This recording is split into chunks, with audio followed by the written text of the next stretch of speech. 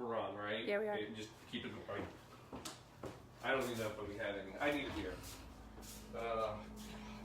Seriously? Oh, that'll work.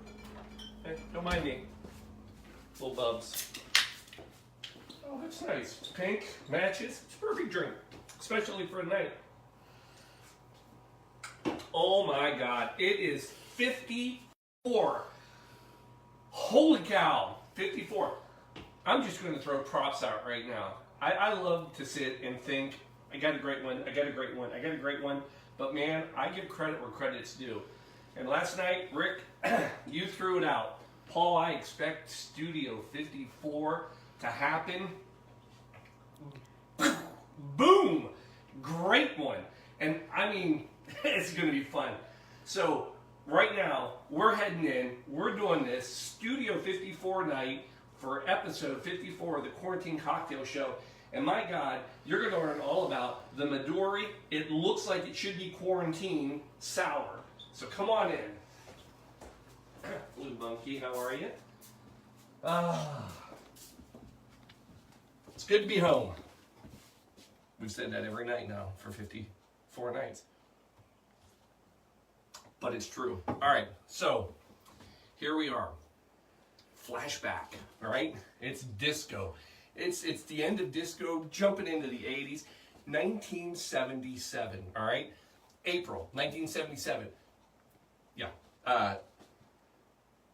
Studio 54 opens, all right? And I said 77. 1970. It's my birthday. Studio 54 opens. Now, it opens up in an old CBS studio, all right? And this place is like the discotheque. This is it. This is like the club. So these two guys, Rubel and Schrager, and these guys don't have anything until this. They ran some other little clubs and some restaurants, but this is what put them up. And this was the place to be. Farrah Fawcett's hanging out here. Who else is there? Sylvester Stallone used to hang out here. And anyway, this was the place to be. So anyway, the place actually only lasts till 1980. And I'm going to go back. It was 77. I said 70. I apologize. It's the drinking. It gets into me. So the place is only open for a few years, right? But it's the place to go. Now, if you really want to dive into the story about this, so the two guys that run it, right? Well, they end up, there's a raid. That's why they get shut down, all right? But what's great about it, this was like the most illicit place. All it was basically booze, sex, and drugs.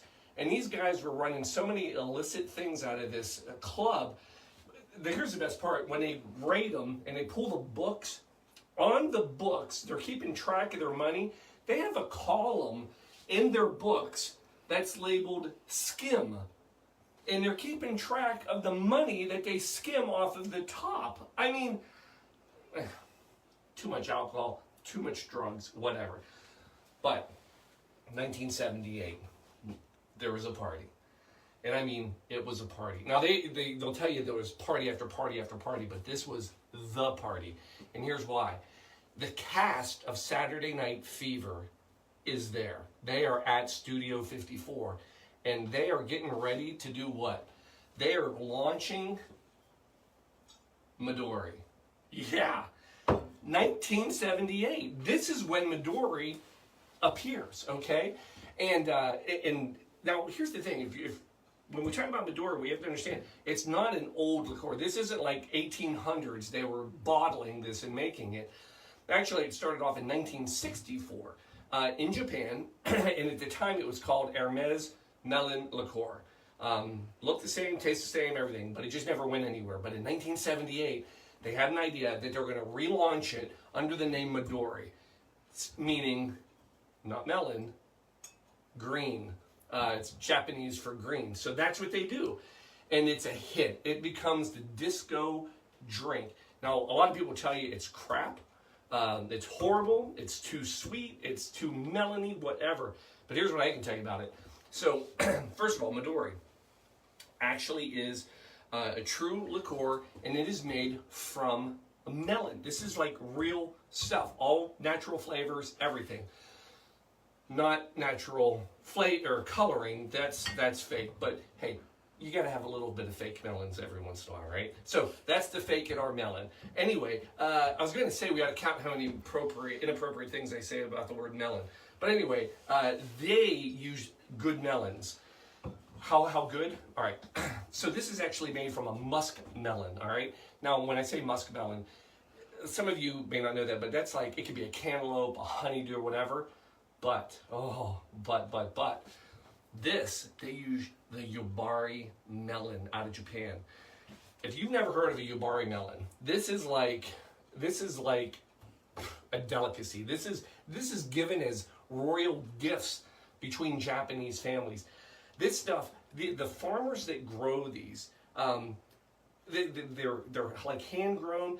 They only one per plant. I mean, this is a whole nother level. It's crazy. Actually, after they grow these, they rank them. They're classified. So they have different types. They have Fuji, Yama, Shiro, and Yuki. Those are the levels of melons. This is good, right?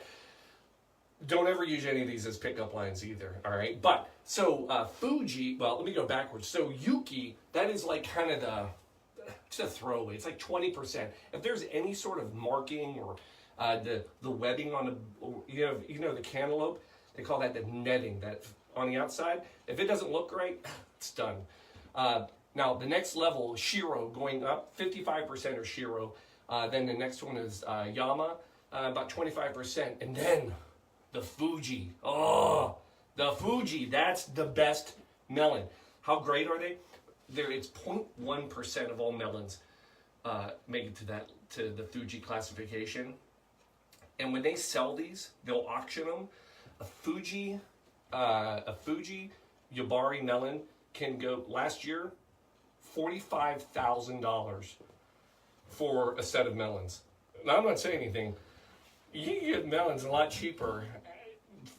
And I'm talking on people and in the store. But anyway, that's your story. That's where this comes from. That's Midori. Matter of fact, if you get a close-up on the bottle, if you've ever wondered why it looks like this, that's supposed to represent the skin of muskmelon, Yubari melon, cantaloupe for all of us here. Now, knowing all of that, let's make the darn drink. Now, we're going to make the Midori Sour. This was popular.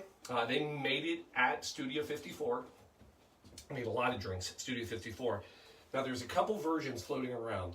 Now, I'm going to tell you, one of the versions, they use Midori, they use lemon and lime, and they'll put soda water in it, and even some simple syrup and all that. That, to me, is not a true sour. Because if you remember from our earlier episodes, a sour is strong, sour, sweet. So we have alcohol, and then we have something sweet, and then we have something sour. We don't add soda water to it. So we're going to go with the other version of this. And what you'll find is that most people will tell you when you make a sour with Midori, the Midori actually becomes the sweet part, because this is super sweet. Like, you don't want to drink this plain. So we either use a gin or vodka. We're going to use a gin because it just tastes better. And then we'll use this for our sweet, then we'll come in sour. And you better believe we're putting an egg white on it. Because in one of the original Midori posters, they had all these different drinks you could do. And they didn't give you the recipe, but they had the Midori sour. And in the picture, you could see there was a little bit of level above it, like a light green. I know it was egg white. I know they did it, and we're going to do it. Now, somebody yell it out. We're going to do an egg white. So what do we have to make sure we do? Dry shake. That's right, Paul. We got to dry shake it. So 1.5 ounce gin. Because again, this is going to be our sweetening. Instead of one for me, one for Shelby. This is going to take the place of like when we did the syrup or anything like that. Like I'm trying to like pull the cork off now. It's just a screw top. All right, and then equal part 1.5 of this neon. You can see it in the disco, can't you? I mean, this is just beautiful neon green. And I'm going to tell you, it smells great. It literally is all natural. It's good for you. But again, all fake color. Then we're going to come in. We're going to put, I like this one better. We're going to put our juice in it. And we're going to do lime and lemon. We're going to do one of each. Oh, toy. Somebody's got a new toy. It came. It finally came.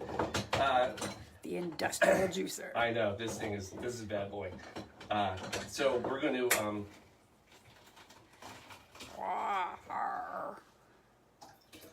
I can get like a gallon of lime juice out of one lime now. It's just unreal. I hope everybody's as excited as I am. I've been waiting to make a drink all day just to use my new toy. Darcy? Haven't you already been using making drinks?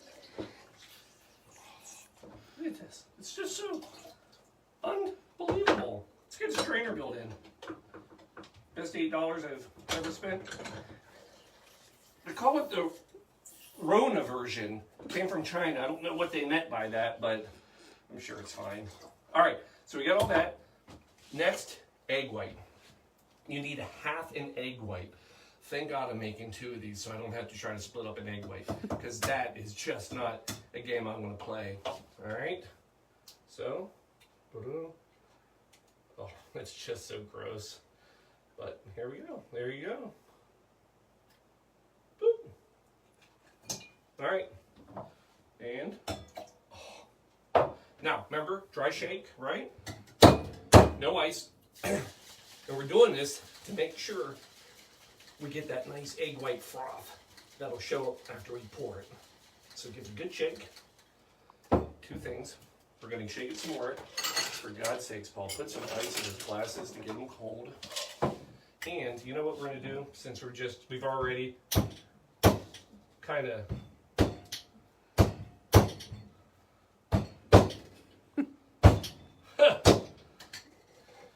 It's the egg whites, folks. Emergency! For all your 1970s and 80s disco needs, Emergency keeps you going all night long. All night long. We're staying alive with Emergency. And that's without a sponsor. You guys are messing up, Emergency. I had you covered. All right, we're going to throw some of that in there. Go back. We're still doing dry shake because I got sidetracked. Sorry. It's a busy day. You're so excited about your new toy. I know. All I cared about was being able to use that to... Boy, that's Woo! weird. Now, That's a weird color. come back. We're going to go green or ice. And now you can make it cold. Should have made this for St. Patty's Day. I got to get out more often, people. I tell you what. Just crazy. So back to our guys. Oh, my goodness. Our guys from our wonderful Studio 54, in case you're wondering whatever happened to them. They went to prison. One died, and one's out. So if you want to kind of check on them, that's where they are. Okay, here we go. Coming back. We're going to... Oh, yeah, get rid of that. Sorry. My bad. It was in the way. I get it. Little strainer. An aerator. This just makes the egg whites even better. Another toy. Ooh. Ah. Look at this. You're welcome for all the entertainment, folks.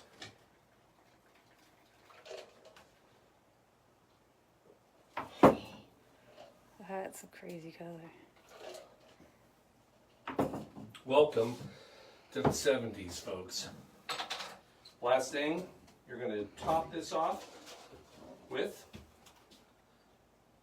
cherry.